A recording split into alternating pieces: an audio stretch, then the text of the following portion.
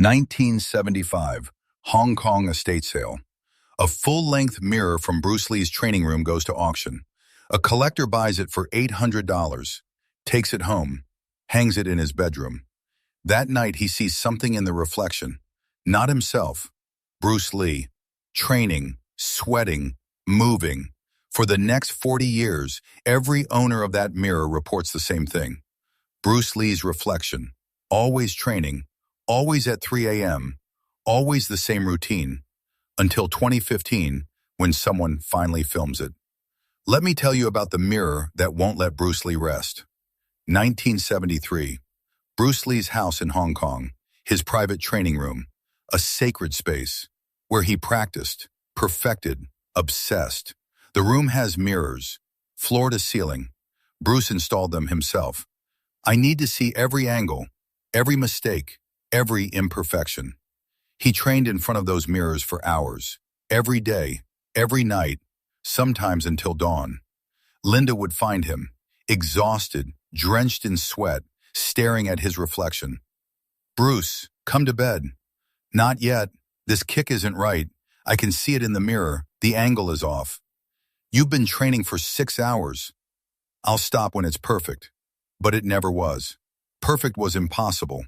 Bruce knew this, but couldn't accept it. So he kept training, kept pushing, kept staring at that mirror, searching for flaws, finding them, always finding them. July 20th, 1973. Bruce Lee dies. The house goes silent. Linda can't stay there. Too many memories, too much pain. She moves out. The house sits empty. For months. Finally, she decides to sell. Everything must go. The furniture, the equipment, the mirrors, everything. 1975, the estate sale. Hundreds of people attend. Fans, collectors, curiosity seekers, all wanting a piece of Bruce Lee. The training equipment sells fast. Punching bags, weights, wooden dummies. Then the mirrors. Most are standard, bought by gyms, studios, training halls. But one mirror is different. Full length, ornate frame, custom made. The auctioneer announces, this mirror was Bruce Lee's personal training mirror, positioned directly in front of where he practiced. He spent thousands of hours in front of this exact mirror. The bidding is intense. Starts at $200, jumps to $500, then $600. A man in the back raises his hand. $800. Silence. Nobody counters. Sold to the gentleman in the back. The man's name is David Chen, 45 years old, businessman, Bruce Lee fan. He's thrilled. Bruce Lee's personal training mirror, the one Bruce stared at for hours, the one that saw Bruce's final training sessions. It's a piece of history. David takes it home. Careful transport, professional movers. He hangs it in his bedroom, against the wall, directly across from his bed. Perfect. That night, David goes to bed, proud of his acquisition, falls asleep easily. 3 a.m., something wakes him.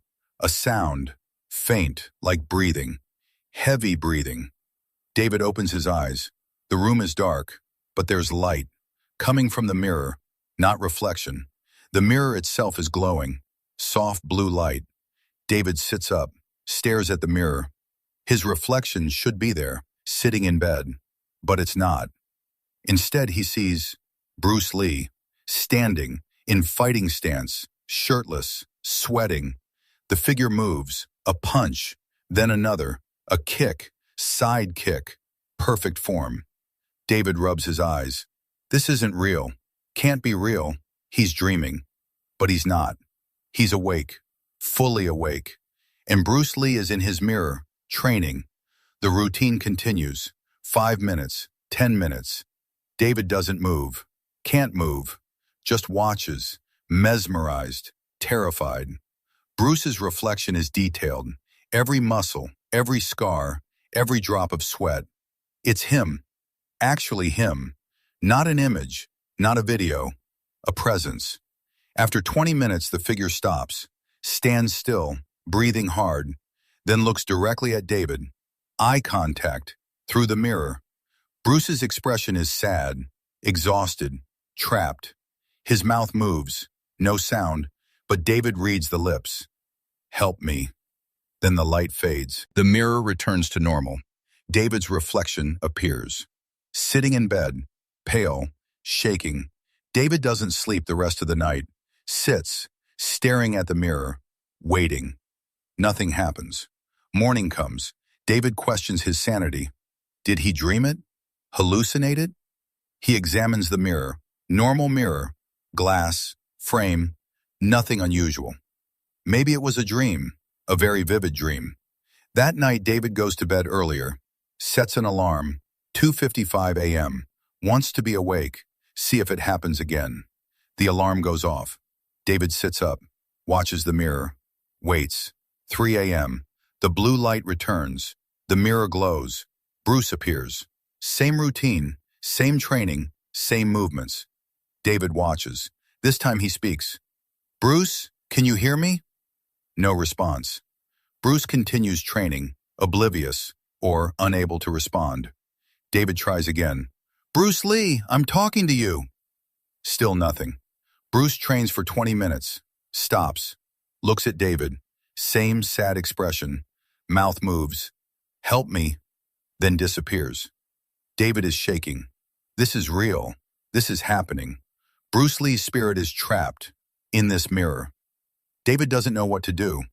Tell someone? Who would believe him? Keep it?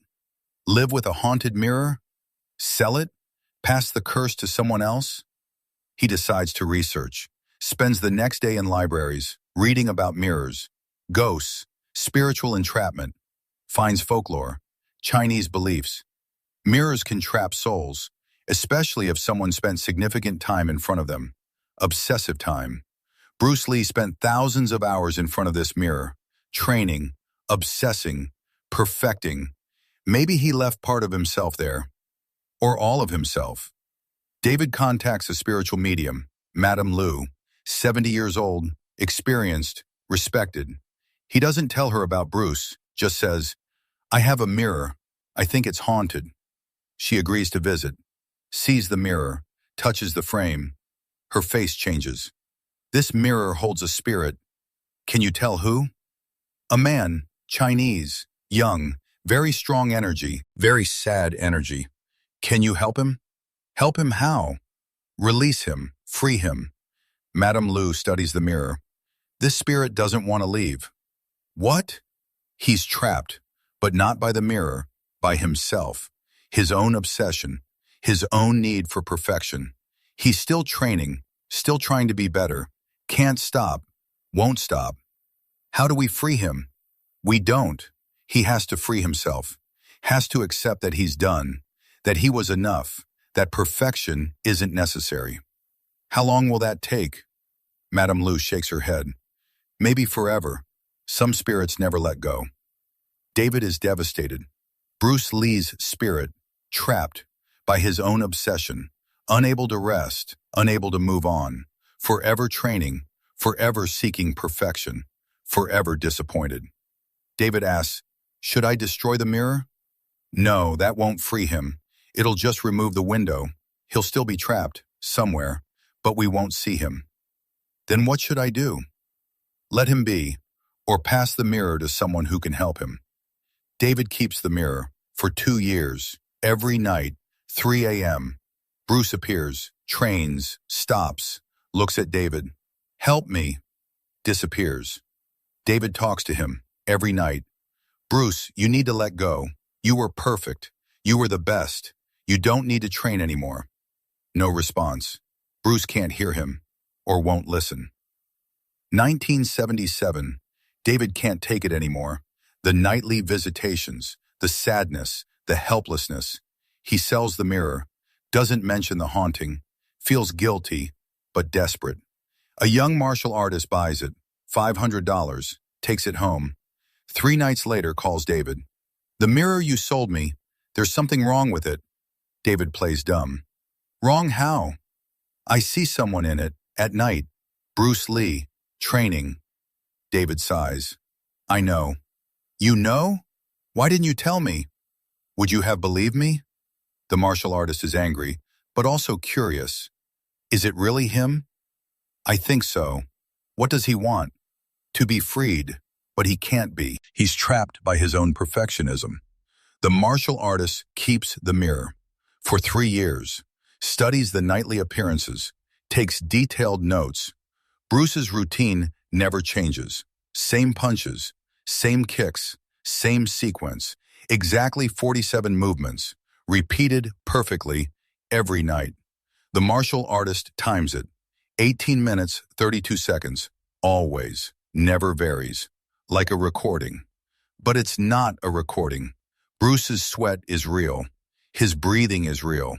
His exhaustion is real. The martial artist names the movements, documents them, creates a manual. The 47 movements of Bruce Lee's eternal training. Other martial artists hear about it, want to see. The martial artist charges admission, $100 per viewing. People come, watch Bruce train. Some cry, some are inspired, some are horrified. He looks so sad, like he's in prison. Can't someone help him? The martial artist tries everything, brings in monks, Buddhist priests, Taoist masters. They perform rituals, chants, prayers, offerings. Nothing works. Bruce appears, trains, help me, disappears. One monk says, this spirit is trapped by desire. He desires perfection. Until he releases that desire, he cannot be free. Can we make him release it? No, only he can do that, and he refuses. 1980, the martial artist dies, heart attack, age 35. The mirror is sold to his brother. The brother doesn't believe the stories. Haunted mirror? Ridiculous. He hangs it in his hallway. First night, 3 a.m., wakes to blue light, comes downstairs, sees Bruce, training. The brother watches, shocked, speechless. Bruce trains, stops, looks at the brother. Help me. Gone. The brother immediately puts the mirror in storage. Can't handle it. Too disturbing. Too real. The mirror sits in a warehouse for 5 years. Dark. Forgotten. But every night, 3 a.m., workers report strange sounds from the storage unit. Grunting, heavy breathing, impact sounds, like someone training. Nobody investigates. Too scared. 1985. The storage unit is cleared. Owner died. Estate sale, including the mirror, bought by an antique dealer, Mrs. Chen. She prices it at $1,200. 3 days later, a customer buys it. Young woman, American, shipping it home to California. That night in her hotel, 3 a.m., blue light, Bruce Lee, training. She screams, but soon gets used to it. She's a martial artist, studies his technique, copies his movements. Her skills improve dramatically. 1990. She sells the mirror. Garage sale, $300. A film student buys it. New IU, Bruce Lee fan. First night, 3 a.m. He films everything. VHS camcorder, documents it, shows his professor. Either the best special effect ever, or it's real. The student keeps it. 15 years, becomes a filmmaker. Mirror moves with him. His nightly reminder. Obsession is a prison. 2005. His wife insists. That mirror has to go. The kids see things. He sells it. Paranormal researchers. $5,000. They study it. Document it. 2010. Academic paper published. The Bruce Lee mirror case. Shannon Lee hears about it. 2012. She contacts the researchers. 2015. The mirror's current owner is Michael Wong, 35 years old, filmmaker. He decides to document it, sets up cameras, infrared, night vision, audio recorders, waits for 3 a.m. The cameras capture it, everything, the blue light, Bruce's appearance, the training, the sad look, the words, help me. Michael reviews the footage. It's undeniable, real, documented. He shows it to experts, paranormal investigators. They're stunned. This is the clearest spirit footage we've ever seen. What should we do? Release it. The world needs to see this. Michael hesitates. This is Bruce Lee, his spirit, His private struggle. Should it be public? He decides, yes. People need to understand. Bruce Lee wasn't just a legend. He was human, flawed, obsessed, trapped by his own perfectionism, even in death. The footage is released, goes viral, millions of views, comments flood in. This is heartbreaking. Bruce can't rest because he never felt good enough. This is what perfectionism does, even after death. Someone needs to help him. Shannon Lee sees the footage.